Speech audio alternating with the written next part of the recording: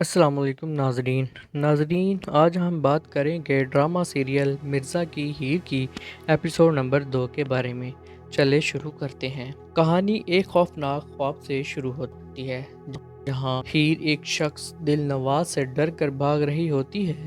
وہ اسے زبردستی اپنے ساتھ لے جانے کی کوشش کرتا ہے اور کہتا ہے کہ اگر وہ اس سے شادی کر لیتی تو سب کچھ اس کا ہو جانا تھا، مگر وہ اسے کسی قیمت پر نہیں چھوڑے گا۔ ہیر چیختی ہے، مزاحمت کرتی ہے، مگر اچانک اس کی آنکھ کھل جاتی ہے۔ وہ پسینے میں بھیگی ہوئی ہوتی ہے اور گھبراہٹ میں اپنی ماں سے لپٹ جاتی ہے۔ وہ اسے تسلی دیتی ہے، مگر اس خواب کا خوف ہیر کے دل میں بیٹھ جاتا ہے۔ گھر پہنچنے کے بعد ایک نئی دنیا سامنے آتی ہے جہاں شادی کی تیاریاں زور و شور سے جاری ہوتی ہیں۔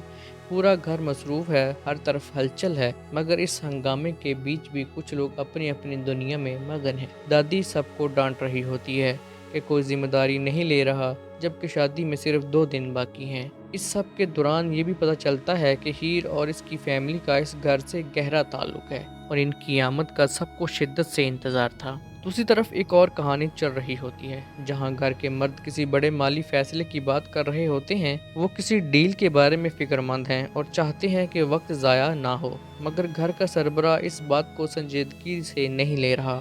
اس سے اندازہ ہوتا ہے کہ گھر کے اندر مالی دباؤ بھی موجود ہے جو آنے والے وقت میں مسئلہ بن سکتا ہے۔ اسی دوران تیمور اور اس کے دوستوں کا ہلکا پھلکا مزاج دکھایا جاتا ہے، مگر اس کے پیچھے ایک اہم بات چھپی ہوتی ہے کہ تیمور کسی خاص انسان یعنی ہیر کے آنے کا بے صبری سے انتظار کر رہا ہے۔ وہ اپنے جذبات کا اظہار خود نہیں کر رہا، مگر اپنے دوستوں کے ذریعے ہیر کے دل کی بات جاننا چاہتا ہے۔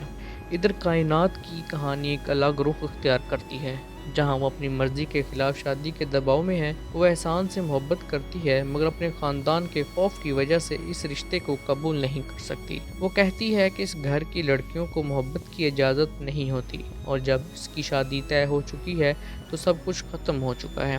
احسان اسے منانے کی کوشش کرتا ہے، مگر کائنات اپنی مجبوریوں کے آگے بے بس نظر آتی ہے۔ جب ہی اپنے گھر والوں کے ساتھ پہنچتی ہے تو سب اس کا گرمجوشی سے استقبال کرتے ہیں۔ وہ بظاہر خوش نظر آتی ہے، سب سے ملتی ہے، ہنستی ہے، مگر اس کے دل کے اندر ایک بوجھ چھپا ہوتا ہے۔ وہ اپنے ماضی اور اپنے باپ کی موت کے صدمے کو اب تک نہیں بھلا پائی ہوتی۔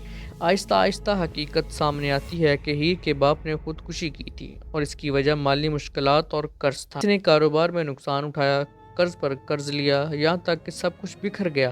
آخرکار جب اس کی عزت بھی مجروح ہوئی تو وہ اس کا سامنا نہ کر سکا اور اپنی جان لے لی۔ اب اس کے بعد ہیر خود اس قرض کو چکانے کی کوشش کر رہی ہے تاکہ اپنے باپ کی غلطیوں کو نہ دہرائے۔ ہیر کی ماں اور خاندان اس بات کو چھپاتے ہیں کیونکہ وہ نہیں چاہتے کہ اس کی زندگی مزید مشکل ہو، مگر یہ بوجھ ہیر اکیلے اٹھا رہی ہوتی ہے۔ وہ ہر قیمت پہ یہ قرض ادا کرنا چاہتی ہے، چاہے اسے کتنی ہی مشکلات کا سامنا کیوں نہ کرنا پڑے۔ کہانی یہ خطرناک موڑ لیتی ہے جب ہمیں پتہ چلتا ہے کہ دل نواز نامی شخص حقیقت میں موجود ہے اور وہ ہیر پر نظر رکھے ہوئے ہے۔ وہ اپنے آدمیوں کو حکم دیتا ہے کہ ہیر کی ہر حرکت پر نظر رکھی جائے۔ اس کے الفاظ سے صاف ظاہر ہوتا ہے کہ وہ ایک خطرناک اور طاقتور انسان ہے جو کسی بھی حد تک جا سکتا ہے۔ آخر میں دل نواز خود ہیر کے سامنے آتا ہے اور اسے صاف الفاظ میں کہتا ہے کہ اس کے پاس 2 راستے ہیں، یا تو اپنے باپ کا پورا قرض سود سمیت واپس کرے جو کہ کروڑوں میں ہے، یا پھر اس سے شادی کر لے۔ وہ یہ بھی کہتا ہے کہ وہ کئی دنوں سے اس پر نظر رکھ رہا ہے اور اس سے محبت کرنے لگا ہے۔ ہیر اس بات پر ساکت رہ جاتی ہے، ایک طرف باپ کا قرض اور عزت اور دوسری طرف اپنی زندگی اور آزادی۔ کہانی اسی خطرناک اور سسپینس سے بھرے ہوئے موڑ پر ختم ہو جاتی ہے۔